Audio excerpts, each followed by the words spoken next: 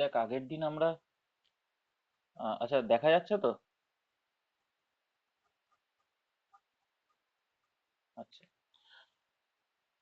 তো আগের দিন আমরা দেখেছিলাম যে শব্দ চ্যাপ্টারে বেশ কিছু জিনিস দেখেছিলাম এবং যেখানে আমরা একটা জায়গায় বলেছিলাম যে শব্দ যখন গ্যাসের মধ্য দিয়ে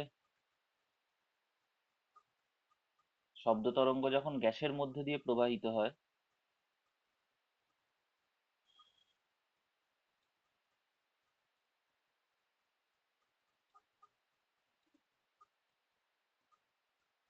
যখন শব্দ তরঙ্গ গ্যাসীয় মাধ্যমের মধ্য দিয়ে প্রবাহিত হয়, গ্যাসীয় মাধ্যমের মধ্য দিয়ে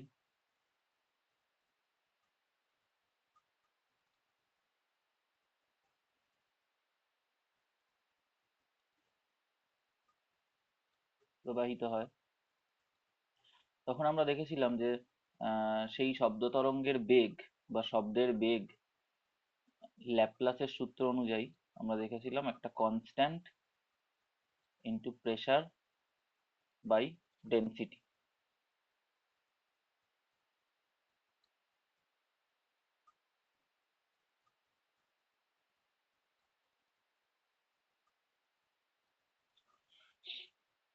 অ্যাকচুয়ালি নিউটন যেটা বলেছিল সেটা হচ্ছে এটা, নিউটনের নিউটনের যে সূত্রটা ছিল সেটা হচ্ছে এই সূত্রটা, যেখানে কনস্ট্যান্টটাকে নিউটন অ্যাড করেনি ওখানে, কিন্তু সেক্ষেত্রে দেখা যাচ্ছিল যে বেশ কিছু জায়গায় সমস্যা হচ্ছে। তো তখন ল্যাপ্লাস একজন ম্যাথামেটিশিয়ান, তো ল্যাপ্লাস ওটাকে কারেকশন করলো এবং ওখানে ওই একটা কনস্ট্যান্টকে অ্যাড করা হলো এবং তারপর দেখা গেল যে জিনিসগুলো ঠিকঠাক হচ্ছে। তো আহ, কিন্তু আমাদের ওই কনস্ট্যান্টটা নিয়ে খুব একটা কাজ নেই, আমাদের আমাদের কাজ হচ্ছে মানে গ্যাসের গতিবেগ তার চাপ এবং ঘনত্বের সাথে কিভাবে নির্ভর করে সেটার সাথে। তো আমরা এখানে দেখতে পাচ্ছি যে গ্যাসের গতিবেগ মানে গ্যাসের চাপ যত বাড়বে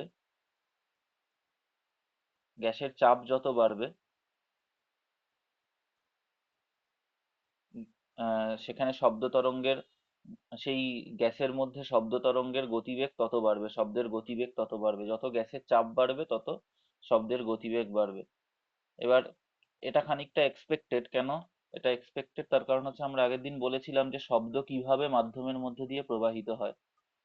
বলেছিলাম যে মাধ্যমের মধ্যে যে আহ, অণুগুলো থাকে, জড় মাধ্যমের যে অণুগুলো থাকে তাদের বিভিন্ন আণবিক স্তর হিসাবে আমরা কল্পনা করতে পারি। তো এরকম বিভিন্ন আণবিক স্তর থাকে এবং গ্যাসীয় মাধ্যমের মধ্যে এই আণবিক স্তরগুলোর মধ্যে দূরত্ব অনেকটাই বেশি থাকে। কেন? কারণ গ্যাসীয় মাধ্যমে অণুগুলোর মধ্যে আকর্ষণ বল খুব কম থাকে, তাই জন্য ওরা অনেকটা দূরে দূরে অবস্থান করে, তাই জন্য আণবিক স্তরগুলোর দূরত্ব অনেকটা বেশি হয়।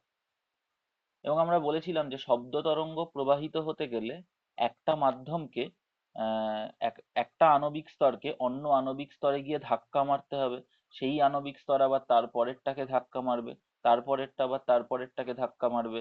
এইভাবে মানে এইভাবে সংকোচন প্রসারণটা এইভাবে একটা আণবিক স্তর আরেকটাকে ধাক্কা মারার মধ্য দিয়ে এগিয়ে যাবে সামনের দিকে।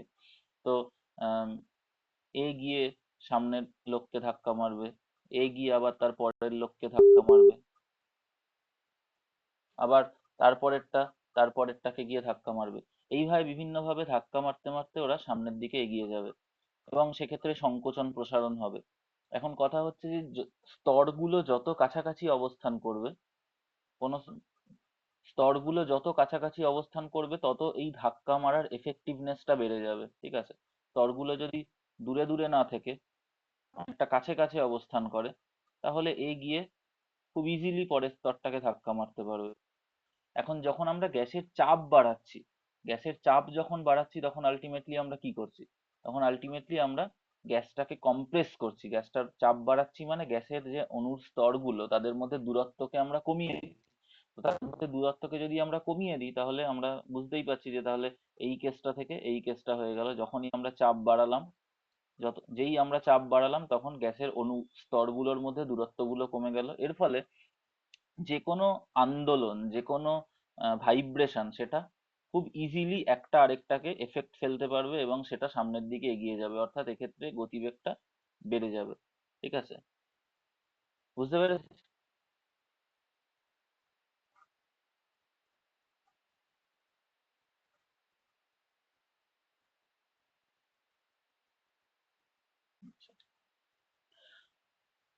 নেক্সট হচ্ছে আহ নেক্সট হচ্ছে যে, অর্থাৎ এখানে আমরা দেখলাম যে সুতরাং গ্যাসের চাপ বৃদ্ধি করলে গ্যাসের চাপ বৃদ্ধি করলে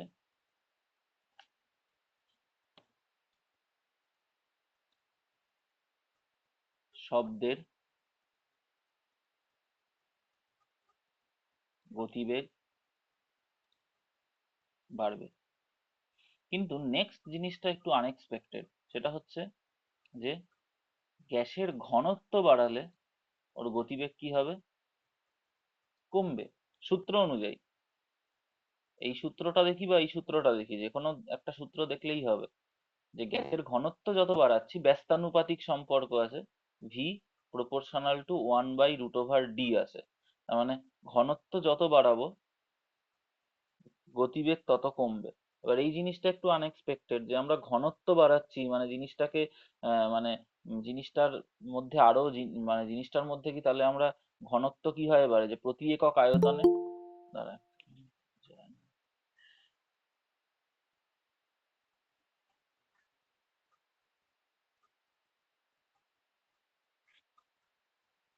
আচ্ছা, তো ঘনত্ব যদি আমরা ঘনত্ব বাড়ানো মানে আমরা ভাবতে পারি যে আচ্ছা গ্যাসের আহ আণবিক স্তরগুলো প্রথমে এরকম দূরে দূরে অবস্থান করছিল, এবার আমরা ঘনত্ব বাড়িয়ে দিলাম মানে জিনিসটাকে আরো ঘন করে দিলাম।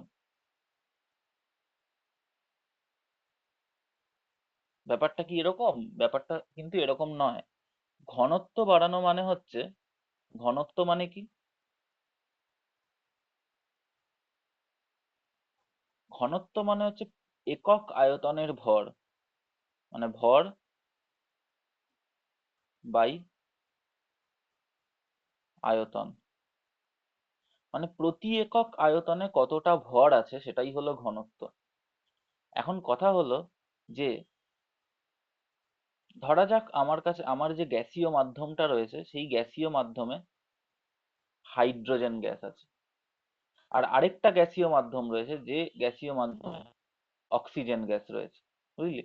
একটা গ্যাসীয় মাধ্যমে হাইড্রোজেন গ্যাস রয়েছে, আরেকটা গ্যাসীয় মাধ্যমে অক্সিজেন গ্যাস রয়েছে। এবার আমাকে বলতো যে এদের মধ্যে কোন গ্যাসটা ভারী গ্যাস, হাইড্রোজেন আর অক্সিজেনের মধ্যে?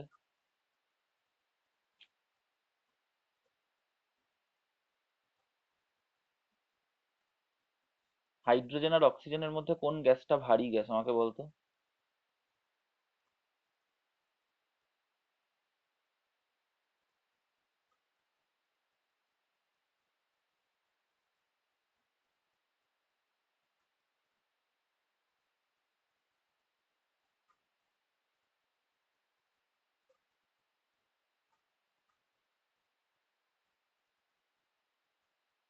তোরা কি কিছু লিখছিস বা বলছিস? আমি কিছু শুনতে পাচ্ছি না বা দেখতেও পাচ্ছি না। আচ্ছা, লিখেছিস। আচ্ছা, ওকে। হ্যাঁ, অক্সিজেন গ্যাসটা এদের মধ্যে ভারী গ্যাস। এখন কথা হচ্ছে অক্সিজেন গ্যাস কেন ভারী গ্যাস? তার কারণ হলো আমরা জানি যে 1 মোল হাইড্রোজেন গ্যাসের ভর হচ্ছে কত? 2 গ্রাম। আর 1 মোল অক্সিজেন গ্যাসের ভর কত? 32 গ্রাম। এটা জানিস আশা করি, 1 মোল হাইড্রোজেন গ্যাসের ভর 2 গ্রাম, 1 মোল অক্সিজেন গ্যাসের ভর হচ্ছে 32 গ্রাম, কারণ হাইড্রোজেনের পারমাণবিক ভর হচ্ছে 1, তাহলে আণবিক ভর হয়ে যাবে 2, কারণ দুটো পরমাণু আছে। অক্সিজেনের 16, আর মানে পারমাণবিক ভর, তাহলে আণবিক ভর কত হয়ে যাবে? দুটো পরমাণু আছে একটা অণুর মধ্যে, তাহলে 16 × 2 = 32। ঠিক আছে, তো এইভাবে বের করি। তো এর ফলে আমরা দেখতে পাচ্ছি 1 মোল হাইড্রোজেন তার ভর কম, কিন্তু 1 মোল অক্সিজেনের ভর অনেকটাই বেশি। আবার যদি কার্বন ডাই অক্সাইড থাকে, বলতে পারবি কত 1 মোল কার্বন ডাই অক্সাইডের ভর কত? 44 গ্রাম। হ্যাঁ, 44 গ্রাম। ঠিক আছে, 1 মোল কার্বন ডাই অক্সাইডের ভর 44 গ্রাম, তাহলে কার্বন ডাই অক্সাইডে আমরা দেখতে পাচ্ছি যে ভরটা আরো বেড়ে গেল। তার মানে কোনো মাধ্যমের মধ্যে, কোনো গ্যাসীয় মাধ্যমের মধ্যে যদি কার্বন ডাই অক্সাইডের আধিক্য থাকে বেশি, তাহলে সেই গ্যাসীয় মাধ্যমটা ভারী গ্যাসীয় মাধ্যম হবে। এখন প্রশ্ন হচ্ছে যে যত আমরা ভর বাড়াবো একক আয়তনে, আয়তনটাকে ফিক্স রেখে যত আমরা ভর বাড়াবো তত ঘনত্ব বাড়বে। তার মানে এই যে ঘনত্ব আমরা বাড়াচ্ছি, এই ঘনত্ব বাড়ানোর অ্যাকচুয়াল মিনিং হচ্ছে যে আমরা যে গ্যাসের আণবিক স্তরগুলো রয়েছে সেই আণবিক স্তরগুলোর ভর বৃদ্ধি করছি। ঠিক আছে, আমরা আণবিক স্তরগুলোর ভর বৃদ্ধি করছি। এবার আমাকে বল যে কোনো জিনিসকে যদি আমরা ভারী করে দিই, কোনো জিনিসকে যদি আমরা ভারী করে দিই, সে কি আর ওই এফেক্টিভনেস নিয়ে পরেরটাকে গিয়ে ধাক্কা মারতে পারবে? মানে যেখানে হাইড্রোজেন গ্যাসের ভর ছিল 2 গ্রাম, ও যত তাড়াতাড়ি গিয়ে তার মানে তার পরের আণবিক স্তরকে গিয়ে ধাক্কা মারতে পারবে, অক্সিজেন গ্যাস অনেকটা ভারী হয়ে গেছে, ওর অণুগুলো অনেকটা ভারী, ও তত তাড়াতাড়ি ওর মুভ করতে পারবে না, ওর মোবিলিটি অনেক কমে গেছে। সুতরাং ও তার পরের স্তরকে গিয়ে যে ধাক্কা মারার যে এফেক্টিভনেস সেটা কিন্তু অনেক কমে গেছে। আবার কার্বন ডাই অক্সাইড যদি আমি দেখি সেটা আরো ভারী, সুতরাং সে গিয়ে তার পরের স্তরকে ধাক্কা মারার যে এফেক্টিভনেস, ওর যে মোবিলিটি, গতিশীলতা, সেটা কিন্তু আরো কমে গেছে। কেন? কারণ ওর ভর বৃদ্ধি পেয়েছে, সোজা কথা। ঠিক আছে, তাহলে আমরা ঘনত্ব বাড়াচ্ছি মানে কিন্তু আসলে প্রতি একক আয়তনে ওর ভরটাকে বৃদ্ধি করছি। আর ভর যত আমরা বৃদ্ধি করব বা ঘনত্ব যত আমরা বৃদ্ধি করব, তত গ্যাসের অণুগুলো বা আণবিক স্তরগুলো তার পরের স্তরকে ধাক্কা মারার যে এফেক্টিভনেস, সেই এফেক্টিভনেসটা কমে যাবে। ঠিক আছে, এর ফলে ধাক্কা যদি দেরিতে মারে, তাহলে যে আন্দোলনটা বা যে তরঙ্গটা তৈরি হচ্ছে সেটাও সামনের দিকে এগোনোর গতিবেগ কমে যাবে। কারণ আন্দোলনটা এগোচ্ছিল কিভাবে? একটা স্তর আরেকটা স্তরকে ধাক্কা মারতে মারতে সংকোচন প্রসারণের মাধ্যমে এগোচ্ছিল। এবার সেই ধাক্কা মারার হারই যদি কমে যায়, ধাক্কা মারার এফেক্টিভনেসই যদি কমে যায়, তাহলে তরঙ্গ প্রবাহের এফেক্টিভনেসও কমে যাবে। সুতরাং ও ধীরে ধীরে এগোবে। ঠিক আছে, এই কারণে কিন্তু ঘনত্ব বাড়ালে গতিবেগ কমে যায়। ঠিক আছে, ঘনত্ব বাড়ালে ওর ভর বেড়ে যাচ্ছে। ঠিক আছে, এর ফলে ওর গতিবেগ কমে যাচ্ছে, শব্দের গতিবেগ কমে যাচ্ছে। বোঝা গেছে? বুঝতে পেরেছিস?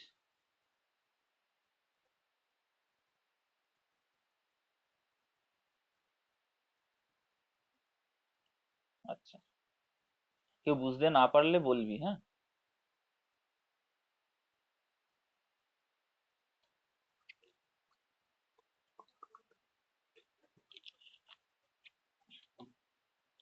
নেক্সট জিনিস আমরা পড়ি, সেটা হচ্ছে যে আহ শব শুধু শব্দ তরঙ্গ নয়, যে কোনো তরঙ্গেরই একটা ধর্ম রয়েছে।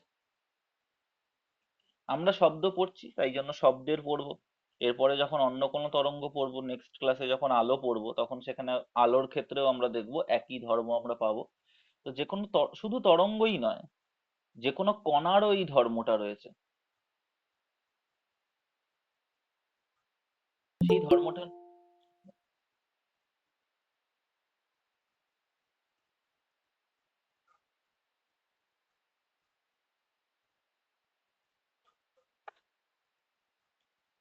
দেখ এর আগে আমি এই জিনিসগুলো পড়িয়েছি। ঠিক আছে, এই যে কেন শব কেন চাপ বাড়ালে শব্দের গতিবেগ বাড়ে এবং ঘনত্ব বাড়ালে গতিবেগ কমে। ঠিক আছে, সেটা আমি বুঝিয়েছি। তো ক্লাস রেকর্ড হচ্ছে, আমি রেকর্ডটা আপলোড করে দেবো। তোরা মানে যে যারা যারা একটু একটু পরে জয়েন হচ্ছিস একটু দেখে নিস। ঠিক আছে, তো রেকর্ডিং থেকে বুঝতে পেরে যাবি। আর পিডিএফ তো দিয়েই দেবো। এবার নেক্সট জিনিস হচ্ছে যে শব্দের প্রতিফলন।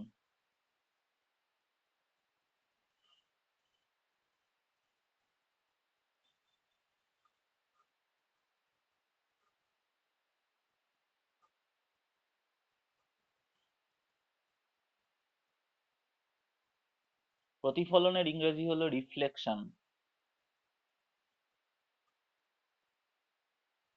Reflection of sound. এখন এই যে প্রতিফলন,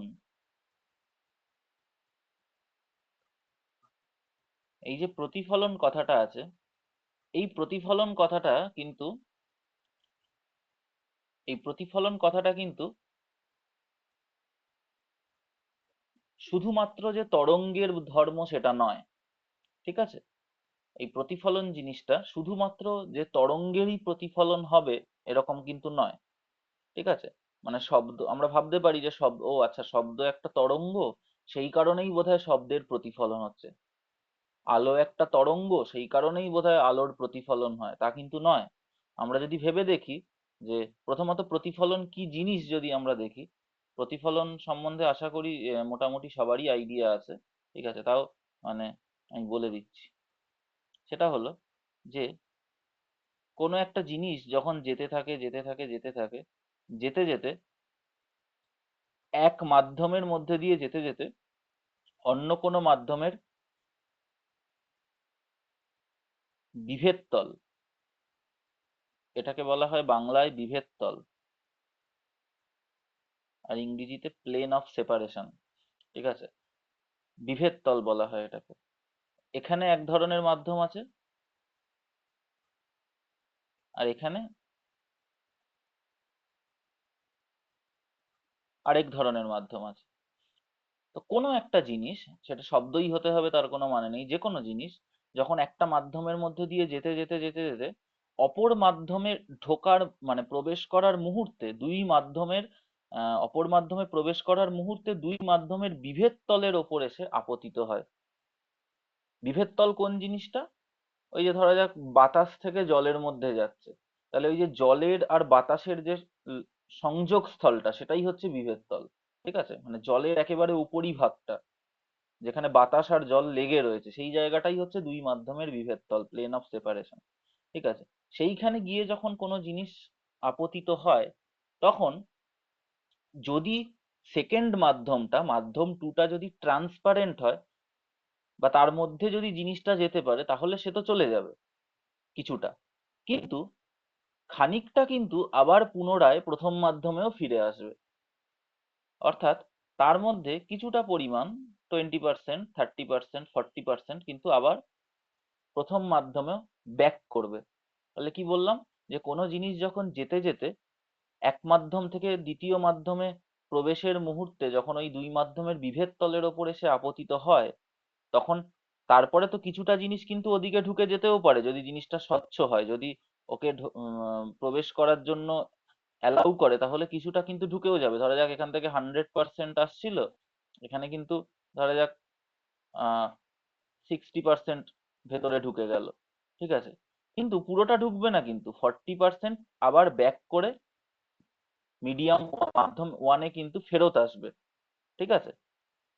এই যে ফেরত আসার ঘটনাটা, গেল, গিয়ে আবার ফিরে এলো প্রথম মাধ্যমেই, ঠিক আছে? এই ঘটনাটাকেই বলা হয় প্রতিফলন, ঠিক আছে? যেতে গিয়ে একটা জায়গায় ধাক্কা খেলো, ধাক্কা খেয়ে আবার বাউন্স ব্যাক করলো, আবার ফিরে এলো, এই জিনিসটার নামই হচ্ছে প্রতিফলন, ঠিক আছে? এখন এই প্রতিফলন যে শুধুমাত্র তরঙ্গের হবে, তরঙ্গেরই নিজস্ব প্রপার্টি তা নয়। এই প্রতিফলন যে কোনো কণারও হতে পারে। আমরা যদি ভাবি যে একটা বল, একটা বল আমি দেওয়ালে ছুড়লাম, ঠিক আছে? দেওয়ালটা কি? দেওয়ালটা হচ্ছে মাধ্যম দুই, যার মধ্যে বলটা যেতে পারলো না, ঠিক আছে? মানে তাহলে কি হবে? বলটা কিন্তু আবার ব্যাক করে আমার হাতেই ফেরত আসে, ঠিক আছে? প্রথম মাধ্যমেই ফেরত আসে, যে বলটা গেল, গিয়ে দেওয়ালে ধাক্কা খেলো, দিয়ে আবার প্রথম মাধ্যমে ফেরত এলো। তো বল, তো এই বল তো কোনো ইয়ে, কোনো কণা ছিল, মানে কোনো তরঙ্গ ছিল না, না? বলটা তো একটা কণা। তো সুতরাং কণারও প্রতিফলন সম্ভব, আবার তরঙ্গ শব্দেরও আমরা দেখবো প্রতিফলন সম্ভব, আলোরও প্রতিফলন সম্ভব, ঠিক আছে? সুতরাং প্রতিফলন কণারও সম্ভব, তরঙ্গেরও সম্ভব, ঠিক আছে? তাহলে এই যে প্রতিফলন জিনিসটা, এটা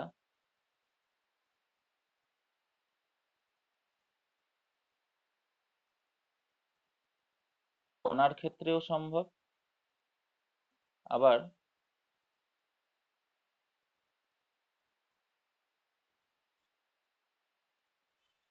তরঙ্গের ক্ষেত্রেও সম্ভব। অর্থাৎ এটা প্রতিফলন যে ধর্মটা, প্রতিফলন যে ধর্মটা, সেটা কণারও একটা ধর্ম, তরঙ্গেরও একটা ধর্ম। ঠিক আছে, এমন নয় যে এটা খালি তরঙ্গের প্রপার্টি, কণার ক্ষেত্রে এটা হয় না, কণাতেও হবে তরঙ্গেও হবে। ঠিক আছে, এবার আহ আমাদের তো পড়তে হবে যে শব্দের প্রতিফলন।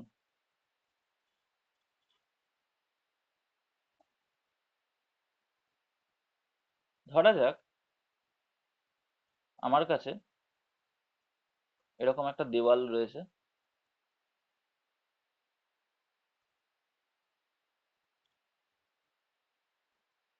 আমার কাছে এরকম একটা দেওয়াল রয়েছে, বা দেওয়াল নয়, ধরা যাক এখানে আমার কাছে একটা উম, মাধ্যম রয়েছে। এটা হচ্ছে মাধ্যম এক, আর এটা হচ্ছে মাধ্যম দুই, এটা হচ্ছে অপর কোনো মাধ্যম।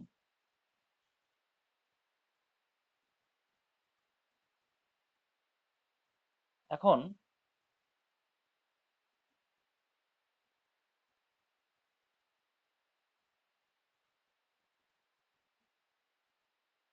এখন ধরা যাক একটা শব্দ তরঙ্গ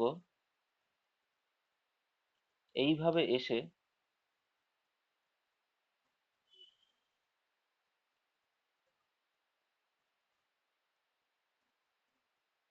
মাধ্যম এক থেকে একটা শব্দ তরঙ্গ এইভাবে এসে, ধরা যাক এখানে কোনো একটা সাউন্ডের সোর্স রয়েছে, ধরা যাক একটা স্পিকার রয়েছে, এখান থেকে শব্দ বেরোচ্ছিল, তো সেই স্পিকার থেকে শব্দ বেরোচ্ছিল, তো শব্দ তরঙ্গ এরকম ভাবে এসে দ্বিতীয় মাধ্যমে প্রবেশ করার চেষ্টা করছে। তো চেষ্টা করতে গেলে ওকে আগে কোথায় এসে পড়তে হবে?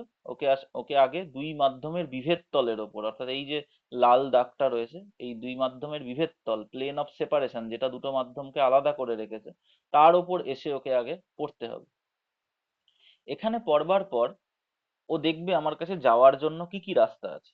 ও দেখবে আমি কিছুটা তো মাধ্যম দুয়ে ঢুকে যাব, আর কিছুটা মাধ্যম একে ব্যাক করে আসবো। তাহলে ও দেখবে যে কিছুটা ও মাধ্যম দুয়ে ঢুকে যাবে,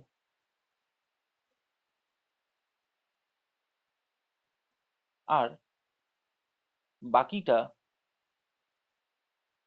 ও কিন্তু মাধ্যম ওয়ানে ব্যাক করে আসবে। এবার আমরা মাধ্যম দুইটাকে ইচ্ছে করে বললি যে মাধ্যম মানে অর্থাৎ আমরা দেখতে পাচ্ছি, তার আগে আমরা আরো একটা জিনিস বলি যে ধরা যাক এই শব্দ 100% শব্দ তরঙ্গ আসছিল, তার মধ্যে প্রবেশ করলো হয়তো ধরা যাক 60%, তাহলে ফেরত এলো কত? 40%। ঠিক আছে, এমন নয় যে পুরোটাই ফেরত চলে আসবে, ঠিক আছে, বা এমন নয় যে পুরোটাই ভেতরে ঢুকে যাবে, অপর মাধ্যমে প্রবেশ করবে। ঠিক আছে, মানে এই জিনিসটাকে, সিচুয়েশনটাকে আমরা এরকম ভাবে ভাবতে পারি যে আমি আমি কোনো একটা কথা বলছি বা কিছু একটা বলছি, তো সেই শব্দ তরঙ্গটা যেতে যেতে যেতে যেতে বাতাসের থেকে এবার সামনে রয়েছে আমার দেওয়াল। ঠিক আছে, তো দেওয়ালের মধ্যে গিয়ে আপতিত হলো। তো আমরা তো জানি যে দেওয়াল ভেদ করেও শব্দ যেতে পারে, কঠিন কঠিন মাধ্যমের মধ্য দিয়েও, তাহলে কিছুটা কিন্তু দেওয়ালের মধ্য দিয়েও চলে যাবে। কিন্তু দেওয়ালের অপর প্রান্তে যদি আমি কান দিয়ে শুনি, তাহলে আমরা কি দেখবো? শব্দের ভলিউমটা অনেকটা কমে গেছে, তাই না? তার কারণ কি? তার কারণ হচ্ছে 100% সাউন্ড ওয়েভ কিন্তু দেওয়ালের মধ্যে দিয়ে যায়নি, কিছুটাই গেছে, বাকিটা কিন্তু, বাকি 40% কিন্তু ফেরত চলে গেছে। ঠিক আছে, বাকি 40% কিন্তু পুনরায় মাধ্যম একেই ফেরত চলে গেছে। তাহলে এই ঘটনাটার নাম হচ্ছে শব্দের প্রতিফলন। হলো? তো এই শব্দের প্রতিফলনের সংজ্ঞা যদি তোরা বইতে দেখিস, তাহলে শব্দের প্রতিফলনের সংজ্ঞাটা বইতে এরকম ভাবে দিচ্ছে।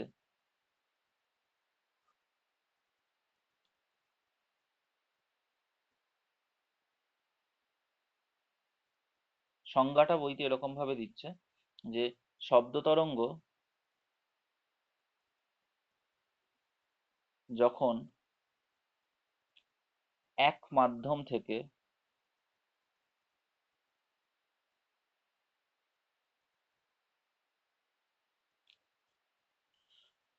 অন্য মাধ্যমের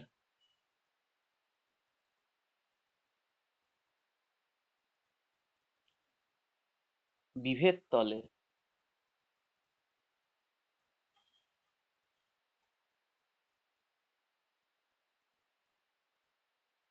আপতিত হয়। আপতিত মানে ওই যে গিয়ে পড়লো, এটাকেই বলা হয় আপতিত। ঠিক আছে, ইনসিডেন্ট। ঠিক আছে, আপতিত হয় তখন শব্দ তরঙ্গের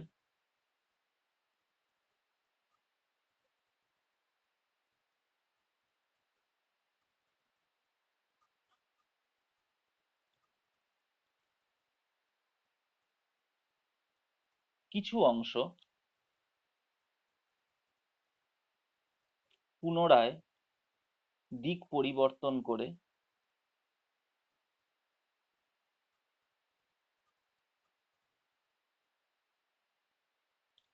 প্রথম মাধ্যমে ফিরে আসে।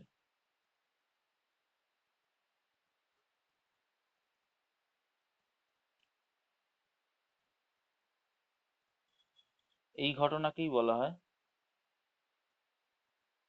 প্রতিফলন। তাহলে দেখ কি বলছে, বলছে শব্দ তরঙ্গের কিছু অংশ, এখানে কিন্তু একবারও বললো না যে পুরো শব্দ তরঙ্গটাই। ঠিক আছে, বললো যে শব্দ তরঙ্গের কিছু অংশ পুনরায় দিক পরিবর্তন করে প্রথম মাধ্যমে ফিরে আসে। ঠিক আছে, এখানে একবারও বললো না যে পুরো শব্দ তরঙ্গটাই দিক পরিবর্তন করে প্রথম মাধ্যমে 100% কিন্তু ফিরে আসে না, কিছুটা অপর মাধ্যমে প্রবেশ করে যায়, কিছুটা ফিরে আসে। হ্যাঁ, এবার নির্ভর করবে যে অপর মাধ্যমটা কতটা শব্দকে ভেতরে ঢুকতে দিচ্ছে। এমন কোনো মাধ্যম হতেই পারে যেটা হয়তো 60% কে ঢুকতে দিল না, সে বললো যে আমি মাত্র 20% কে ঢুকতে দেবো, তাহলে ফেরত আসবে 80%। সুতরাং কতটা যাবে কতটা ফেরত আসবে সেটা তো আমরা আগে থেকে ডিসাইড করতে পারবো না, সেটা সম্পূর্ণ নির্ভর করবে যে সেকেন্ড মাধ্যমটা কতটাকে পারমিট করছে ওর মধ্যে দিয়ে যাওয়ার জন্য। ঠিক আছে, যতটাকে পারমিট করবে ততটা চলে যাবে, বাকিটা ফেরত চলে আসবে। ঠিক আছে, তাহলে এটাই হচ্ছে ঘটনা। বুঝতে পেরেছিস?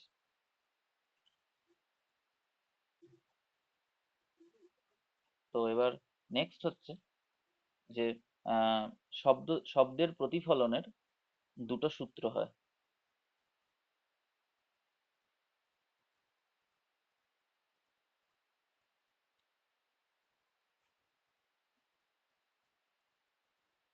শব্দের প্রতিফলনের দুটো সূত্র হয়।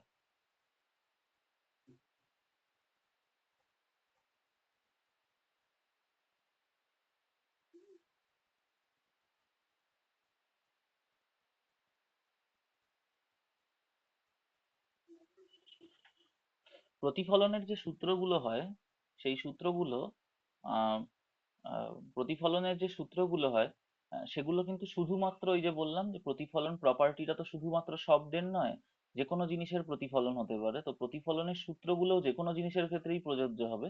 কিন্তু আমরা যেহেতু এখানে শব্দ পড়ছি সেই জন্য আমরা খালি বলবো যে শব্দ, মানে শব্দের প্রতিফলন। ঠিক আছে, শব্দের প্রতিফলনের সূত্র, কিন্তু এই সেম সূত্রই আমরা যখন আবার আলো পড়বো তখন দেখবো এই সেম সূত্রই প্রযোজ্য হচ্ছে। তো এই প্রতিফলনের সূত্র বলার আগে আমাকে প্রতিফলন জিনিসটাকে এক্স্যাক্টলি প্রতিফলন জিনিসের মধ্যে কি কি টার্ম থাকে সেই টার্ম গুলোকে আমাকে আগে চিনতে হবে। তো আমরা দেখলাম যে প্রতিফলনের মধ্যে প্রথম যে জিনিসটা থাকে সেটা হলো দুই মাধ্যমের বিভেদ তল।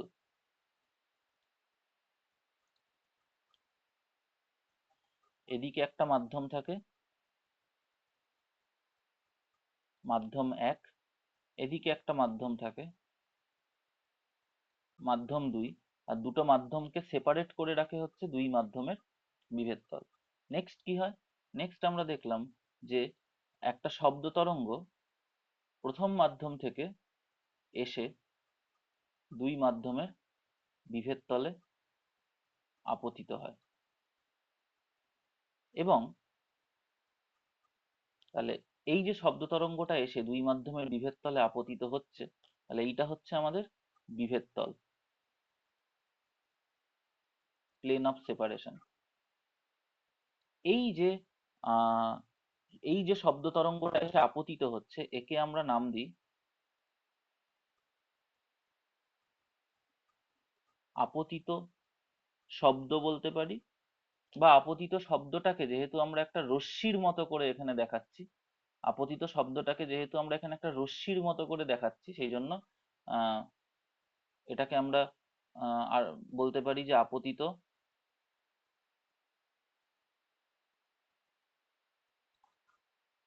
শব্দরশ্মি, সাউন্ড রে, খুব অদ্ভুত জিনিসটা, কিন্তু মানে যাই হোক, মানে লাইট রে হতে পারে, আলোক রশ্মি হতে পারে, শব্দরশ্মি আবার কিছু হয় নাকি, কিন্তু জিনিসটা মানে খুব অদ্ভুত শোনালেও ঠিক আছে, এটাকে আমরা মানে শুধু আপতিত রশ্মি বলার থেকে আপতিত শব্দরশ্মি বললে অনেক বেশি পরিষ্কার হয় জিনিসটা।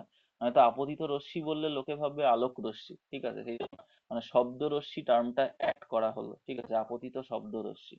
কেন এখানে শব্দরশ্মি বললাম, কারণ এখানে শব্দটাকে আমি একটা রশ্মির মতো করে দেখালাম। রে, রে কিরকম হয়, একটা সরল রেখা যার একদিকে অ্যারো চিহ্ন থাকে, অর্থাৎ মানে রে কি মানে রশ্মি জিনিসটা তোরা আশা করি অঙ্কে বা কোথাও পড়েছিস যে মানে সরল রেখা এবং রশ্মির মধ্যে যে পার্থক্যটা হয়, মানে সরল রেখা মানে হচ্ছে যে মানে জাস্ট একটা লাইন যদি আমরা টেনে দিই, আর রশ্মি মানে হলো তার আগে যদি আমরা একটা অ্যারো চিহ্ন দিয়ে দেখিয়ে দিই যে ওটা কোন দিকে যাচ্ছে, সেটাকে আমরা বলি রশ্মি, ঠিক আছে। তো এটা হলো একটা আপতিত শব্দ রশ্মি।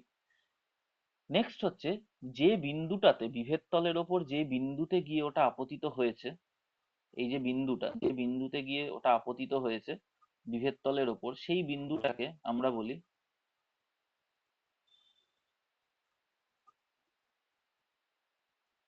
আপতন বিন্দু, পয়েন্ট অফ ইনসিডেন্স, আপতন বিন্দু, ঠিক আছে।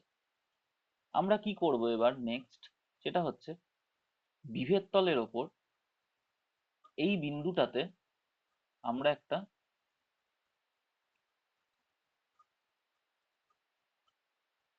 লম্ব আঁকবো।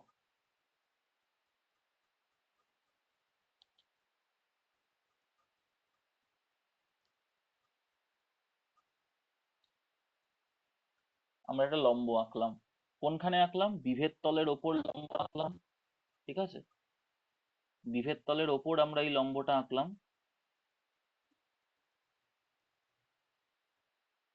এবং বিভেদ তলের ওপর এই লম্বটা আমরা আঁকলাম, এবং কোথায় আঁকলাম, যে কোনো জায়গায় আঁকতে পারতাম, এখানে আঁকতে পারতাম, এখানে আঁকতে পারতাম, যে কোনো জায়গায় আঁকলাম না, কোথায় আঁকলাম, আপতন বিন্দুতে আমরা এই লম্বটাকে আঁকলাম, ঠিক আছে। তারপর আমরা এই বিন্দু থেকে প্রতিফলিত রশ্মি, মানে এই জায়গা থেকে আমরা প্রতিফলিত রশ্মিটাকে আঁকবো,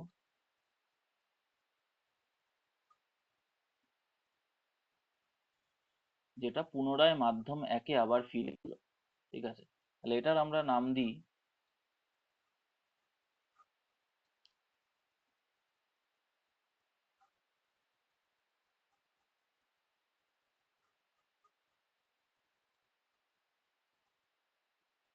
প্রতিফলিত শব্দরশ্মি, ঠিক আছে। আর এই যে লম্বটা আমরা আঁকলাম, এটার আমরা নাম দিই অভিলম্ব, ঠিক আছে।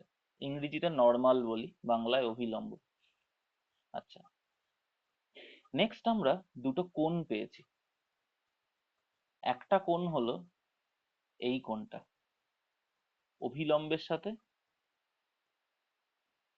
অভিলম্বের সাথে আপতিত শব্দরশ্মির মধ্যে যে কোণটা, ঠিক আছে, এই যে অভিলম্ব তার সাথে আপতিত শব্দরশ্মির মধ্যে যে কোণটা, সেটা একটা আমরা কোণ পেয়েছি। এই কোণটাকে আমরা চিহ্নিত করি আই দিয়ে। আর মানে এবং এই কোণটার আমরা নাম দিই, এই কোণটার আমরা নাম দিই আপতন কোণ, আপতন কোণ, অ্যাঙ্গেল অফ ইনসিডেন্স। এবং এই যে কোণটা অভিলম্বের সাথে প্রতিফলিত শব্দরশ্মির মধ্যে যে কোণটা, সেটাকে আমরা চিহ্নিত করি আর চিহ্ন দিয়ে, এবং এটার আমরা নাম দিই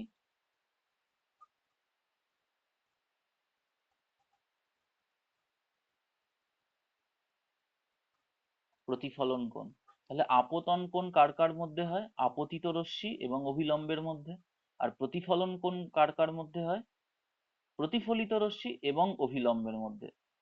আমরা কিন্তু বিভেদ তলের সাথে কোনো কোণ নিচ্ছি না, এটা ইম্পর্টেন্ট একটা পয়েন্ট, ঠিক আছে। আমরা কিন্তু বিভেদ তলের সাথে কোনো কোণ নিচ্ছি না, ঠিক আছে। আমরা কোণ নিচ্ছি হচ্ছে অভিলম্বের সাথে, ঠিক আছে। কেন অভিলম্বের সাথেই এই কোণগুলো নেওয়া হয়, তারও একটা কারণ আছে, যেটা আমরা এখন মানে ক্লাস টেনে গেলে যখন আলো পড়বো তখন সেখানে বুঝতে পারবো, ঠিক আছে, কেন এটা অভিলম্বের সাথেই নেওয়াটা গুরুত্বপূর্ণ। তার কারণ হচ্ছে কোন দুই মাধ্যমের বিভেদ তল সবসময় যে এরকম সরল রৈখিক হবে তার তো কোনো মানে নেই। বক্ররৈখিকও হতে পারে। জলের ওপর উপরিতলটা যে বায়ু থেকে জলে যখন শব্দ যাবে, জলের উপরিতলটা যে এরকম পারফেক্টলি একদম প্লেন হবে তার তো কোনো মানে নেই। এবড়ো খেবড়ো, জলটার মধ্যে তরঙ্গও থাকতে পারে। তো সেক্ষেত্রে কিন্তু বিভেদ তলটা এবড়ো খেবড়ো হবে, আমরা কোণ নিতে পারবো না সেখানে। কিন্তু তার উপর যদি আমরা অভিলম্ব আঁকি সেক্ষেত্রে কিন্তু আমরা কোণগুলো নিতে পারবো। সেই কারণে আপতন কোণ এবং প্রতিফলন কোণ বিভেদ তলের সাথে নেওয়া হয় না, অভিলম্বের সাথে নেওয়া হয়। বুঝতে পেরেছিস কেন আমরা অভিলম্বের সাথে এই কোণগুলো নিই? ঠিক আছে। আপতন কোণ এবং প্রতিফলন কোণ সব সময় অভিলম্বের সাথে নেওয়া হয়ে থাকে। ঠিক আছে। তো প্রতিফলনের ক্ষেত্রে দুটো সূত্র হয়। যে কোনো প্রতিফলনের ক্ষেত্রেই ওই সূত্র দুটোই হয়, কিন্তু আমরা শব্দ পড়ছি বলে শব্দ বলবো। ঠিক আছে। প্রথম সূত্র যেটা হয় সেটা হচ্ছে যে আপতিত রশ্মি, বা আমরা এখানে বলতে পারি আপতিত শব্দরশ্মি, প্রতিফলিত শব্দরশ্মি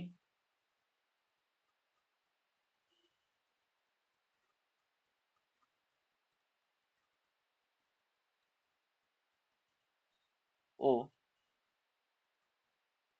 প্রতিফলিত শব্দরশ্মি ও দুই মাধ্যমের ও আপতন বিন্দুতে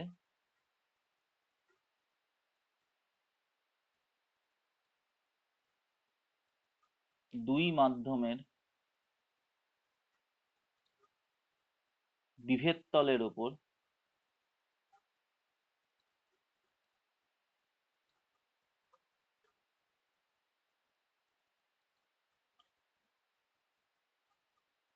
অঙ্কিত অভিলম্ব একই সমতলে থাকবে। আপতিত শব্দরশ্মি, প্রতিফলিত শব্দরশ্মি এবং এবং আপতন বিন্দুতে দুই মাধ্যমের বিভেদ তলের ওপর অঙ্কিত অভিলম্ব একই সমতলে থাকবে। এই সূত্রটা দেখে আমাদের মনে হতে পারে খুবই আনইম্পর্টেন্ট, কোনো ব্যাপারই না। ঠিক আছে, এটা এটা বলে আর নতুন কি বললো, এ তো আমরা জানি। ঠিক আছে, যে আপতিত শব্দরশ্মি, প্রতিফলিত শব্দরশ্মি এবং এই যে অভিলম্ব, এটা একই সমতলে থাকবে। সমতল মানে কি, যে এই যে যেমন এই যে আমরা একটু বোর্ডে আঁকছি জিনিসটা, বা খাতায় যখন আমরা জিনিসটা আঁকবো, সেই খাতার সমতলেই থাকবে। এরকম হবে না যে আপতিত শব্দরশ্মি এলো, আমরা অভিলম্বটাও আঁকলাম, প্রতিফলিত শব্দরশ্মিটা খাতা থেকে বাইরে বেরিয়ে এলো। সেটা হলে কিন্তু হবে না। ঠিক আছে, প্রতিফলিত রশ্মিটাকেও খাতার মধ্যেই থাকতে হবে। প্রতিফলিত শব্দরশ্মিটা খাতা থেকে বাইরে বেরিয়ে এলে হবে না। ভেবে দেখ, যদি প্রতিফলিত শব্দরশ্মিটা খাতা থেকে বাইরে বেরিয়েও আসতে পারতো, সেক্ষেত্রেও কিন্তু আমরা অভিলম্বের সাথে একটা আইকন এবং একটা এবং প্রতিফলিত শব্দরশ্মির সাথে অভিলম্বের মধ্যে আর কোণ পেতাম। মানে জিনিসটাকে কল্পনা একটু, মানে জিনিসটাকে একটু কল্পনা কর, যে আপতিত শব্দরশ্মি এলো, আমরা অভিলম্ব আঁকলাম, তাহলে আই পেয়ে গেলাম। এবার যে প্রতিফলিত শব্দরশ্মিটা, সেটা খাতায় না এঁকে আমরা চিন্তা করলাম যে ওটা যেন খাতা থেকে বাইরের দিকে বেরিয়ে এলো। বুঝতে পারছিস?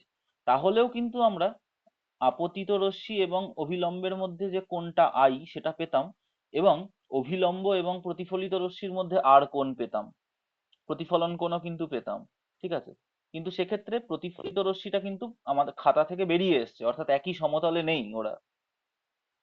কিন্তু আমার সূত্র বলে দিচ্ছে যে ওরকম হতে পারবে না, জিনিসটাকে একই সমতলে থাকতে হবে। আপতিত শব্দরশ্মি এবং অভিলম্বের যে সমতলটা, ঠিক আছে, সমতল কিভাবে তৈরি হয়?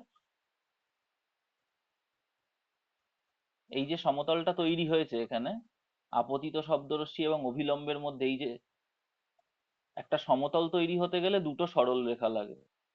আপতিত শব্দরশ্মিটা একটা সরল রেখা, আর অভিলম্বটা একটা সরল রেখা। তাহলে এই হচ্ছে একটা সমতল, এই দুটো নিয়ে একটা সমতল তৈরি হয়েছে। ঠিক আছে, এই দুটো সমতলের সাথে যদি আমরা এই সমতলটাকে এক্সটেন্ড করি, তাহলে এই সমতলটা আমরা পাবো। অর্থাৎ প্রতিফলিত শব্দরশ্মিটাকেও এই সমতলেই থাকতে হবে, এবং যেটা আমরা দেখছি চিত্র মানে আঁকা অনুযায়ী রয়েছে। ঠিক আছে, অর্থাৎ প্রতিফলিত রশ্মিটা কিন্তু বোর্ডের বাইরে বা বোর্ডের ভেতরে এরকম হয়ে যেতে পারবে না। ঠিক আছে, ওকে খাতার প্লেনেই থাকতে হবে। যেখানে আমি আঁকছি সেই প্লেনেই ওকে থাকতে হবে। বুঝতে পারলি? আর সেকেন্ড জিনিস হচ্ছে, এটা সহজ সূত্র, মানে এইটাই মানে কাজের জিনিস, সেটা হচ্ছে যে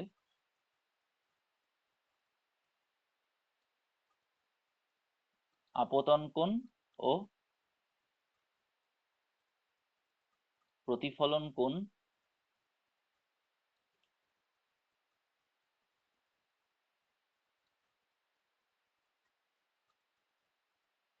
পরস্পর সমান হবে। অর্থাৎ আপতন কোণ এখানে কি ছিল, আই, সেটা প্রতিফলন কোণের সাথে সমান হবে, আই ইজুকালস টু আর হবে। ঠিক আছে, আপতন কোণ প্রতিফলন কোণ পরস্পরের সাথে সমান হবে। দুটো সূত্রই খুব কাজের, কিন্তু সেকেন্ড সূত্রটা অঙ্ক টঙ্ক করার ক্ষেত্রে কাজের। ঠিক আছে, প্রথম সূত্রটা কিন্তু, প্রথম সূত্রটা বোঝার ক্ষেত্রে কাজের। যে আই ইজুকালস টু আর কিন্তু সেক্ষেত্রেও হতে পারতো যে ক্ষেত্রে প্রতিফলিত রশ্মিটা বোর্ড থেকে বা খাতা থেকে বেরিয়ে আসছে, সেখানেও কিন্তু আই ইজুকালস টু আর আমরা পেতে পারতাম। ভেবে দেখ, যে প্রতিফলিত রশ্মিটা যদি খাতা থেকে বেরিয়ে আসতো বা খাতার ভেতরে ঢুকে যেত, সেক্ষেত্রেও কিন্তু আমরা আই ইজুকালস টু আর পেতে পারতাম। কিন্তু আমাকে প্রথম সূত্রটা রেস্ট্রিক্ট করে দিল যে ওটা হতে পারবে না, ওইখানে আই ইজুকালস টু আর হলেও সেটা কিন্তু প্রতিফলন হবে না, প্রতিফলনটা ওইভাবে হবে না। প্রতিফলন হতে গেলে আপতিত রশ্মি আর প্রতিফলিত রশ্মিকে একই সমতলের মধ্যে থাকতে হবে, তারপর গিয়ে আই ইজুকালস টু আর হোক, তাতে সমস্যা নেই। কিন্তু আই ইজুকালস টু আর হয়ে গেল, কিন্তু ওরা একই সমতলে থাকলো না, তাহলে কিন্তু আবার গন্ডগোল হয়ে যাবে। তাহলে প্রথম, এই জন্যই এটা হচ্ছে প্রথম সূত্র, যে প্রথমে আগে এটাকে দেখতে হবে যে এটা খাটলো কিনা, এটা কি হয়েছে। আমরা বললাম হ্যাঁ হয়েছে, যে আপতিত রশ্মি প্রতিফলিত রশ্মি একই সমতলে রয়েছে অভিলম্বের সাথে। নেক্সট আমরা দেখবো যে আচ্ছা তাহলে আই ইজুকালস টু আর হলো কিনা, মানে আগে এটাকে হতে হবে, নেক্সট দ্বিতীয় সূত্রটাকে হতে হবে। ঠিক আছে, বুঝতে পেরেছিস প্রতিফলনের সূত্র দুটো? কোনো জায়গায় সমস্যা থাকলে বলতে পারিস।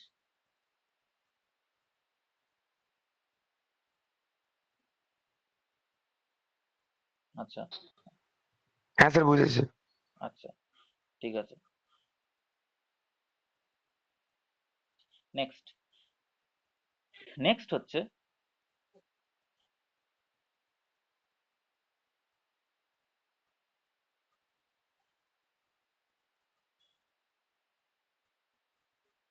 শব্দের প্রতিধ্বনি, যেটাকে আমরা ইংরেজিতে বলে থাকি ইকো অফ সাউন্ড। জিনিসটা আমরা সবাই জানি যে ইকো হয়। ইকো কি জিনিস, যে খুব ইকো হচ্ছে কথায়। ঠিক আছে, এই ইকোটা কি জিনিস আমরা মোটামুটি সবাই জানি। ঠিক আছে, ধরা যাক একটা বিশাল বড় হল ঘর রয়েছে। সেই হল ঘরের মধ্যে, সেই হল ঘরের মধ্যে একটা ছেলে দাঁড়িয়ে রয়েছে, কেউ একটা দাঁড়িয়ে রয়েছে, এবং সে কোনো একটা শব্দ উচ্চারণ করলো, সে কোনো একটা কথা বলল। সে যখন সেই কথাটা বলবে, তখন কথা বলার সাথে সাথেই সেই কথাটা কিন্তু তার কানে এসে পৌঁছবে। এই মুহূর্তে সে সেই কথাটা বলবে। ভেবে দেখ, আমরা যখনই কোনো কথা বলি সেটা কিন্তু সেই মুহূর্তেই আমাদের কানে এসে পৌঁছায়। যেই আমরা কোনো কথা বলছি, সঙ্গে সঙ্গে সেই কথাটা আমাদের কানে এসে পৌঁছাচ্ছে। ঠিক আছে, এই যে কথা বলার সাথে সাথেই, এই যে কথা বলার সাথে সাথেই ওটা আমাদের কানে এসে পৌঁছলো একদম ইনস্ট্যান্টেনিয়াসলি, তাৎক্ষণিকভাবে, সেই সময়ই, কোনো টাইম ডিলে হলো না ওটার মধ্যে। এই শব্দটা যেটা আমাদের কানে এসে পৌঁছলো, এটাকে আমরা বলি মূল শব্দ। মূল শব্দ, যে শব্দটা কথা বলার সাথে সাথেই আমাদের কানে এসে পৌঁছায়। কিন্তু এই যে আমরা কথা বললাম, শব্দ তরঙ্গ তৈরি হলো, সেই শব্দ তরঙ্গটা সামনের দিকে যাবে যাবে যাবে যাবে যাবে, গিয়ে বহু দূরে হল ঘরে অবস্থিত। হল ঘরে দেওয়ালগুলো কিরকম থাকবে, অনেক দূরে দূরে অবস্থান করবে। ঠিক আছে, তো সেই দেওয়ালে গিয়ে ধাক্কা খাবে। দেওয়ালে গিয়ে ধাক্কা খাওয়ার পর কি হবে? হ্যাঁ, কিছুটা শব্দ হয়তো দেওয়াল ভেদ করে ওদিকে চলে যাবে, সেটা নিয়ে আমরা ইন্টারেস্টেড নই। আমরা ইন্টারেস্টেড হচ্ছে, আমরা ইন্টারেস্টেড হব কিছুটা কিছুটা শব্দ কিন্তু ওই দেওয়াল থেকে আবার প্রতিফলিত হয়ে শ্রোতার কানে এসে পৌঁছবে। তাহলে শ্রোতা বা এখানে বক্তা আর শ্রোতা দুজনেই সেম, দুজনেই একই লোক। ঠিক আছে, এই লোকটা যখন একটা শব্দ উচ্চারণ করলো, তখন সাথে সাথেই সেই শব্দটা শুনতে পেল। সেটা হচ্ছে মূল শব্দ। কিন্তু সেই শব্দটাই আবার সামনের দিকে প্রবাহিত হতে হতে হতে হতে দেওয়ালে গিয়ে ধাক্কা খেলো অনেক দূরে, সেই দেওয়াল থেকে প্রতিফলিত হয়ে হয়ে হয়ে হয়ে আবার ওর কানে এসে পৌঁছলো। অর্থাৎ ও একই শব্দ কবার শুনতে পেলো? দুবার শুনতে পেলো। ধরা যাক ওর নামটা চিৎকার করে বললো, তাহলে নামটা চিৎকার করে বলার মুহূর্তেই ওর নামটা শুনতে পেলো, ঠিক আছে? কিন্তু খানিকক্ষণ পর, কিছু ফ্র্যাকশন অফ সেকেন্ড পর, ও কিন্তু আবার ওর নামটাকে শুনতে পাবে। এই ঘটনাটা আমরা কোথায় দেখতে পাই? এই ঘটনাটা আমরা পাহাড়ে গেলে ভালো দেখতে পাই। কোনো পাহাড়ে দাঁড়িয়ে যদি কেউ নিজের নাম বা কিছু একটা চিৎকার করে, তাহলে সেটা তার কাছে আবার রিপিটেটিভ শোনা যায়। ঠিক আছে, মানে সে একবার তো তার বলার সাথে সাথেই শুনলো, সেটা হচ্ছে মূল শব্দ। কিছুক্ষণ পর সে আবার দেখবে যে তার নামটা, মানে কেউ হয়তো একটা চিৎকার করছে, ঠিক আছে? ওটা হচ্ছে ওটা হচ্ছে প্রতিফলিত শব্দ।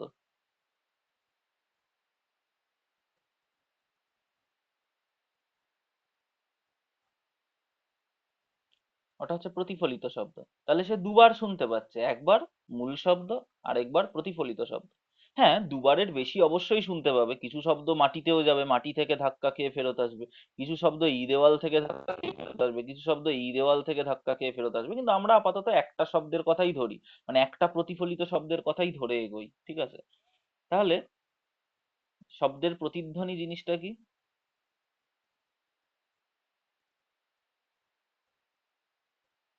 কোনো উৎস থেকে উৎপন্ন শব্দ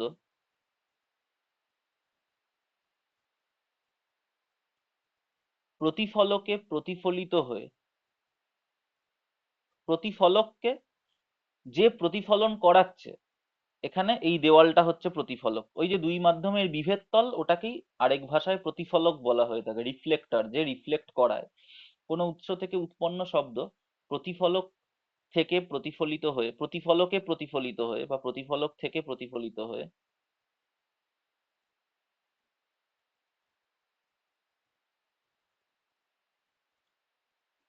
মূল শব্দ থেকে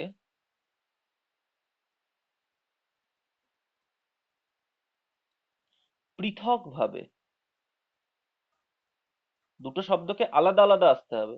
মূল শব্দটা এলো, তার খানিকক্ষণ পর প্রতিফলিত শব্দটা এলো। মূল শব্দ থেকে পৃথকভাবে শ্রোতার কানে এসে পৌঁছলে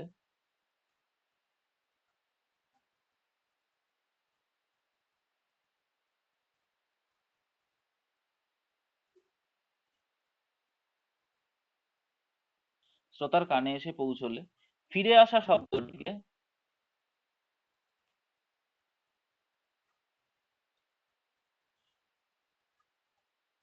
অর্থাৎ প্রতিফলিত শব্দটাকে, ফিরে আসা শব্দটিকে মূল শব্দের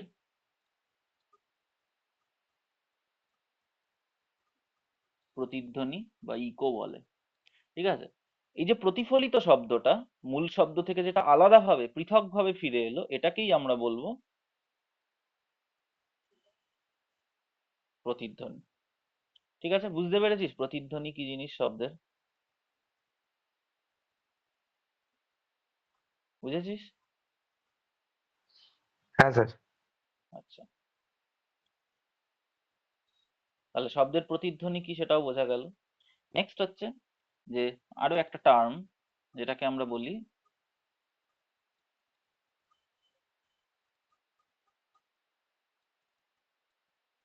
শব্দ নির্বন্ধ। ইংরেজিতে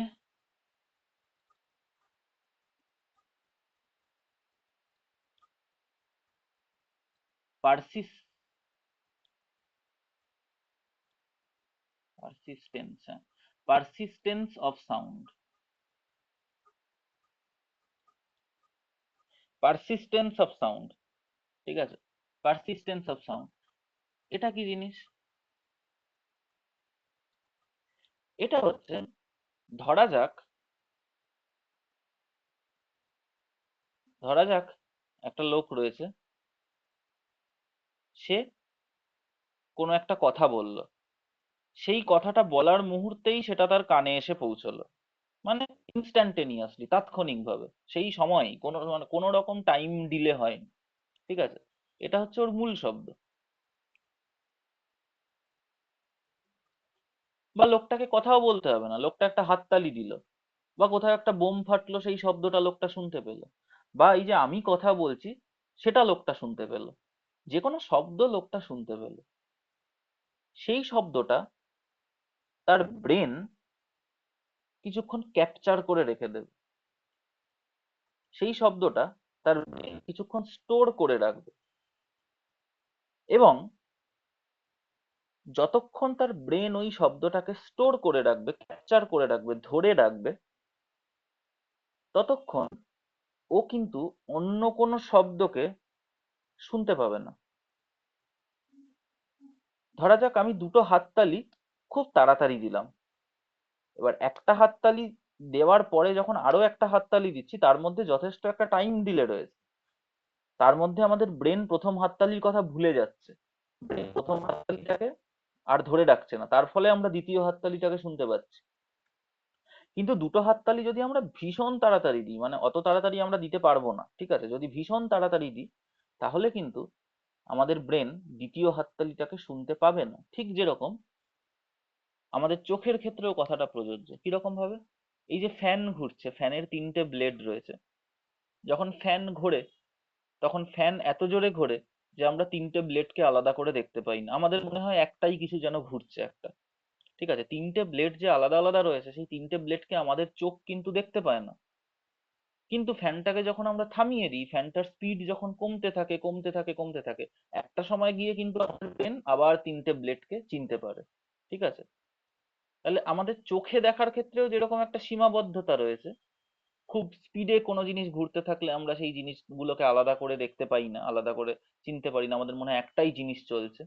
ঠিক সেরকম শব্দের ক্ষেত্রেও এই একটা সমস্যা, মানে শব্দের ক্ষেত্রেও আমাদের ব্রেন একটা সিস্টেম করে রেখেছে যে কোনো শব্দ আমাদের কানে এসে পৌঁছলে বা ব্রেনে গিয়ে পৌঁছলে আমাদের ব্রেন সেই শব্দটাকে খানিকক্ষণ বন্ধ করে রাখবে, যেটাকে আমরা নির্বন্ধ বলছি, ঠিক আছে, বা পারসিস্টেন্স বলছি। কিছুক্ষণ পর্যন্ত ওই শব্দটা রেশ আমাদের ব্রেনে থেকে যাবে, এবং যে সময় পর্যন্ত, সেটা খুবই কম সময়ের জন্য, এবং কিন্তু যে সময়ের জন্য ওই শব্দের রেশটা আমাদের কানে থেকে যাবে, সেই সময় দ্বিতীয় কোনো শব্দ আমাদের কানে এসে পৌঁছলে আমরা ওই জিনিসটাকে চিনতে পারবো না, আমরা ওই শব্দটাকে আলাদা করে শুনতে পারবো না। এই সময়কালটাকেই, যে সময়কাল জুড়ে আমাদের ব্রেন ওই শব্দটাকে প্রিজার্ভ করে রাখবে, সেই সময়কালটাকেই বলা হয় হচ্ছে শব্দ নির্বন্ধ, ঠিক আছে। তাহলে শব্দ নির্বন্ধ কি জিনিস? বইতে বলছে শব্দ উৎস থেকে নির্গত শব্দ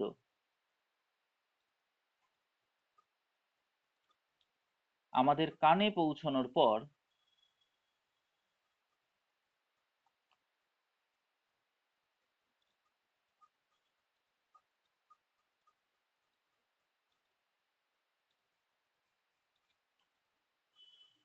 মস্তিষ্কে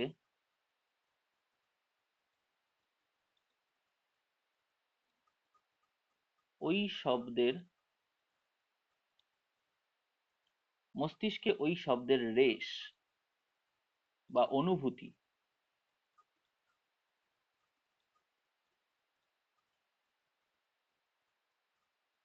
কিছু সময়কাল ধরে থেকে যায়,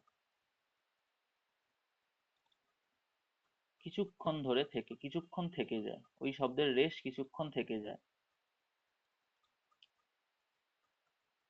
যে সময়কালে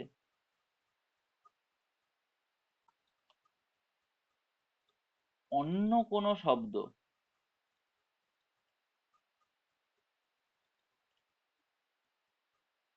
আমাদের কানে এসে পৌঁছলেও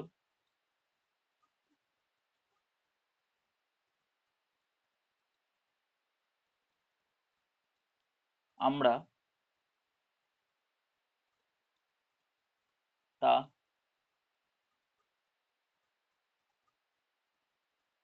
শুনতে পাই না, তাকে বলে, সেই সময়কালকে বলে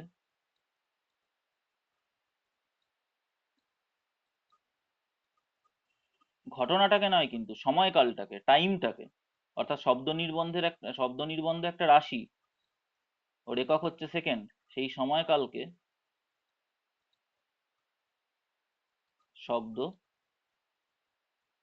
নির্বন্ধ বলে। সেই সময়কালকে শব্দ নির্বন্ধ বলে। বুঝতে পেরেছি শব্দ নির্বন্ধ কি জিনিস?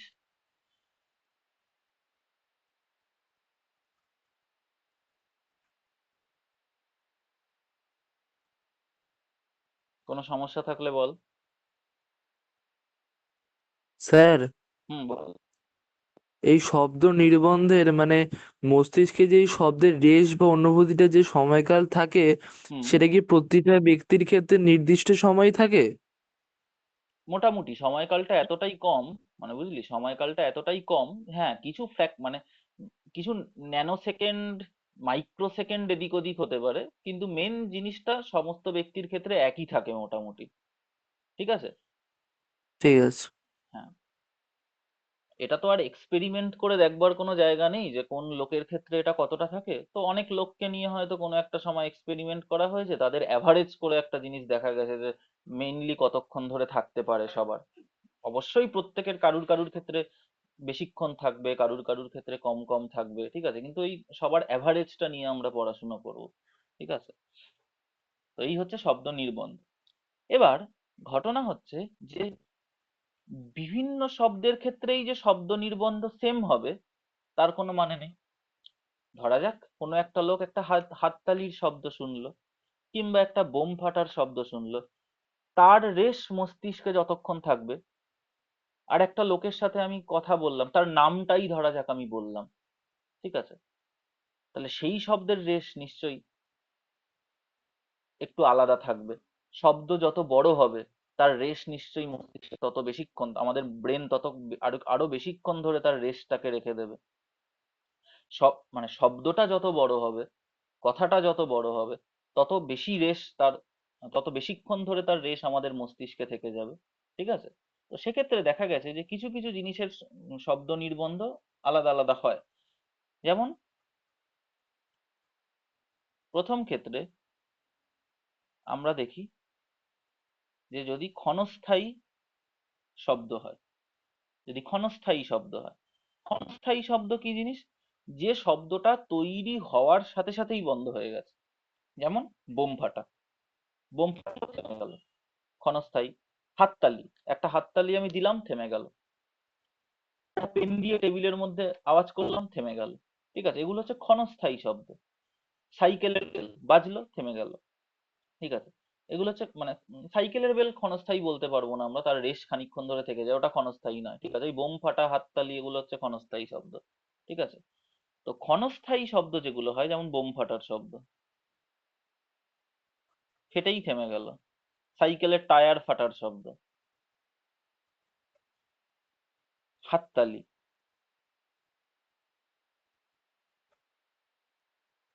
হাততালির শব্দ, এগুলো হচ্ছে ক্ষণস্থায়ী শব্দ। ক্ষণস্থায়ী শব্দের যে শব্দ নির্বন্ধ হয়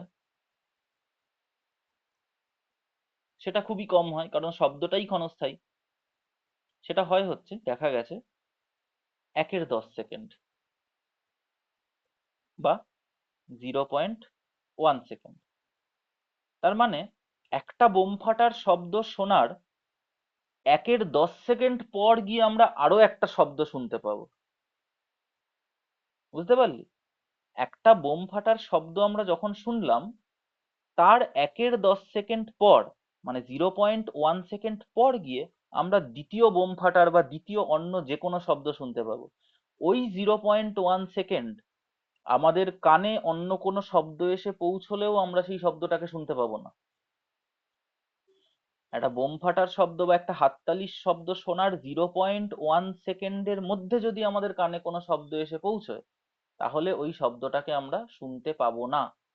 যদি 0.1 সেকেন্ড বা তারপরে কোনো শব্দ এসে পৌঁছয়, তাহলে গিয়ে আমরা আবার ওই শব্দটাকে আলাদা করে শুনতে পাবো। ঠিক আছে।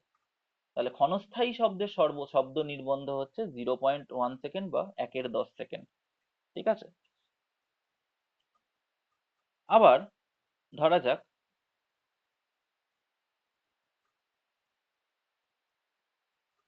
ধরা যাক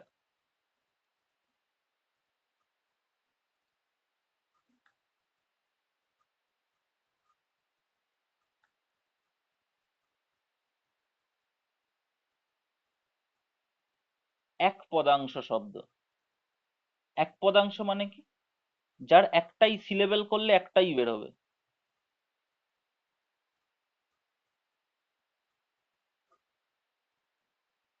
মনোসিলেবেল, একটাই সিলেবেল হবে। ঠিক আছে? যেমন উদাহরণ কি হতে পারে? যে কোনো অ্যালফাবেট বা যে কোনো মানে যে কোনো ইংলিশ বর্ণ বা যে কোনো বাংলা বর্ণ যদি আমরা বলি, যেমন ধরা যাক ক, খ, এ, বি, এম, ডি। ঠিক আছে? এগুলো একবারে আমরা বলতে পারছি। তাহলে এগুলো হচ্ছে এক পদাংশ শব্দ। ঠিক আছে? এক পদাংশ শব্দ নিশ্চয়ই ক্ষণস্থায়ী শব্দের থেকে একটু বেশি। কথাটা যখন আমরা বলছি, এটা নিশ্চয়ই বোম ফাটার মতো নয় যে ফেটেই থেমে গেল। ঠিক আছে? তাহলে ওর রেশটা আরো একটু বেশিক্ষণ ধরে আমাদের কানে থাকবে। তো এক পদাংশ যুক্ত শব্দের রেশ আমাদের কানে থাকবে, যেমন যে কোনো শব্দ, যেমন এ, বি, সি, ডি, অ, আ, ক, খ। এগুলো হচ্ছে সবই এক পদাংশ যুক্ত শব্দ। ঠিক আছে? এগুলো আমাদের কানে, আমাদের ব্রেন এগুলোকে ধরে রাখবে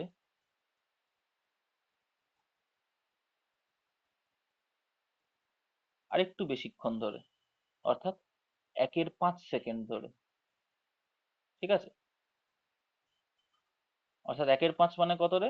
0.2 সেকেন্ড ধরে, আরেকটু বেশিক্ষণ ধরে এদেরকে আমাদের ব্রেন ধরে রাখবে। ঠিক আছে? যদি দুই পদাংশ শব্দ হয়,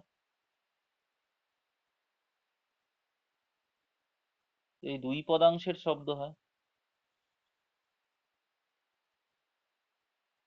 দুই পদাংশ মানে কি? সেক্ষেত্রে দুটো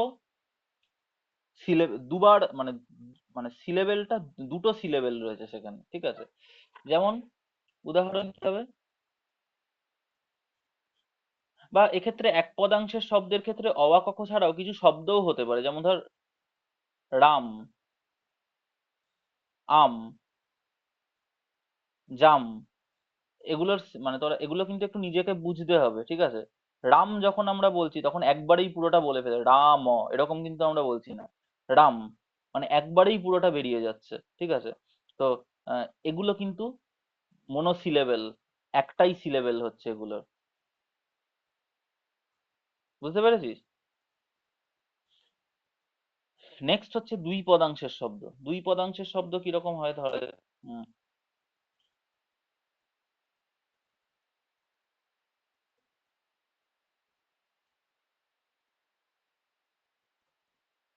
দুই পদাংশের কি শব্দ থাকতে পারে দুটো সিলেবেল যার? বা ইংরেজিতে ধরা যাক, মানে এক পদাংশের শব্দ ধরা যাক ইংরেজিতে, সি, সি। ঠিক আছে? এইগুলো কিন্তু সব এক পদাংশের শব্দ, একবারে বেরিয়ে যাবে সব। ঠিক আছে? দুই পদাংশের শব্দ কি হতে পারে? ধরা যাক লিভার, লিভার, লিভার। দুই পদাংশের শব্দ। এরকম কিন্তু অঙ্ক আসে, সেই জন্যই বলছি। ঠিক আছে? এরকম একটা শব্দ দিয়ে একটা অঙ্ক দেবে। ঠিক আছে? লিভার, দেখ এক্ষেত্রে দুটো পদাংশ রয়েছে, লিভার, লিভার। ঠিক আছে? বা ধরা যাক এরকম একটা শব্দ রয়েছে, নটি, নটি। ঠিক আছে? নটি একসাথে বেরোচ্ছে না কিন্তু, নটি, নটি। ঠিক আছে? দুটো সিলেবেল, এক্ষেত্রে দুটো ছিল, লিভার, এক্ষেত্রে ন টি। ঠিক আছে? দুটো দুটো করে সিলেবেল। তো এরকম সিলেবেল করা শিখতে হবে, সিলেবেল নিজেকেই করতে হবে। এটা আমি কি করে শেখাবো? ঠিক আছে? তো সেই দুই পদাংশের শব্দের ক্ষেত্রে নিশ্চয়ই শব্দ নির্বন্ধ আরেকটু বেশি হবে।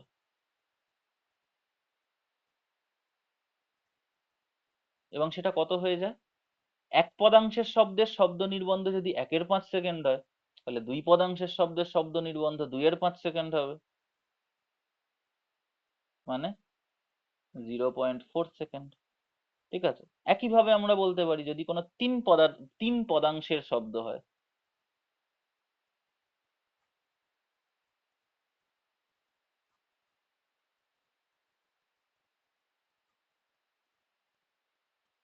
আচ্ছা তিন পদাংশের শব্দের কোনো উদাহরণ দিতে পারবি আমাকে? ধরা যাক তিন পদাংশের শব্দ এরকম হতে পারে কেমিস্ট্রি। আচ্ছা এর একটা উদাহরণ হতে পারে ফিজিক্স, ফিজিক্স। দুই পদাংশের শব্দের উদাহরণ একটা হতে পারে ফিজিক্স। ঠিক আছে, ফিজিক্স মানে ফিজিক্সটাকে কিন্তু আমরা একসাথেই বলি, ঠিক আছে, ফিজিক্স। ঠিক আছে, তাহলে কেমিস্ট্রি, কেমিস্ট্রি, কেমিস্ট্রি। ঠিক আছে, কেমিস্ট্রি এটা তিন পদাংশের শব্দ। আবার ধরা যাক বিউটিফুল, বিউটিফুল। ঠিক আছে, বিউ একসাথে, টি একসাথে, ফুল একসাথে, বিউটিফুল। ঠিক আছে, কেমিস্ট্রি, বিউটিফুল ইত্যাদি বিভিন্ন রকমের তিন পদাংশের শব্দ হয়। বা এই তোদের মধ্যে যাদের নাম আছে, যেমন আমি যে নামটা দেখতে পাচ্ছি, ধরা যাক সুপ্রতিম,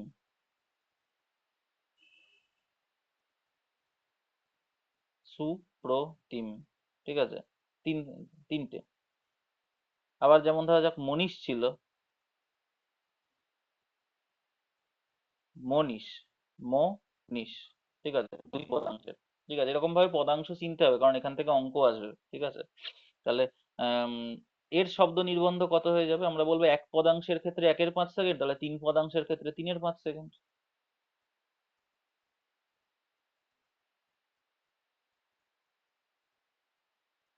মানে ওটা আমাদের ব্রেনে 0.6 সেকেন্ড ধরে থেকে যাবে। এইভাবে যদি যত পদাংশ বাড়বে তত তার শব্দ নির্বন্ধ বাড়বে। এবং কিভাবে বাড়বে? যে এক পদাংশের ক্ষেত্রে 1/5 হলে তাহলে n পদাংশের ক্ষেত্রে n/5। ঠিক আছে, n পদাংশের শব্দ, n পদাংশ হলে তার শব্দ নির্বন্ধ হয়ে যাবে n/5 সেকেন্ড। ঠিক আছে, এটাই হচ্ছে মেন জিনিস, যত পদাংশ বাড়বে তত শব্দ নির্বন্ধ বাড়বে। ব্যাস এই অবধি থাক, 9টা বেজে গেছে, ওদের স্কুল টুল যেতে হবে। তা কারুর কোনো সমস্যা থাকলে বল এই অবধি, বাকিটা বিকালে বলবো। কারুর কোনো সমস্যা থাকলে বল। সবাই বুঝতে পেরেছিস? ধরে নিচ্ছি তার মানে আমি। হ্যাঁ, খুব একটা কঠিন স্যার, জিনিস। হ্যাঁ বল। বলছি যে এক পদাংশ শব্দের ক্ষেত্রে এটাকে 5ই কেন ধরা হচ্ছে? এটাকে আমরা 7, 8 বা 10ও তো ধরতে পারতাম। মানে 1/5 কথা বলছিস নিচে, মানে ওই যে নিচে যে পাঁচটা হ্যাঁ, রয়েছে হ্যাঁ, ওটা? হ্যাঁ। ওটা ওই যে বললাম যে ধরতেই পারতাম, কিন্তু ওটা ওই যে বললাম বিভিন্ন পরীক্ষার মাধ্যমে হয়তো দেখা গেছে যে লোকজনের মাথায় এক পদাংশের শব্দের যে রেশটা সেটা 1/5 সেকেন্ড ধরে থাকে। সবার অ্যাভারেজ নিয়ে ও, হয়তো 1/5 সেকেন্ড বেরিয়েছে, বুঝতে পেরেছিস? হুম, হ্যাঁ, হ্যাঁ, ঠিক আছে। হ্যাঁ। আর কারোর কোনো সমস্যা আছে? বা আর অন্য কোনো জায়গায় কোনো সমস্যা থাকলে বল। বেশ, ঠিক আছে, তোরা দেখিস পরে সমস্যা থাকলে আমাকে বিকেলে না বলিস। তাহলে আমি এখন লিভ করছি।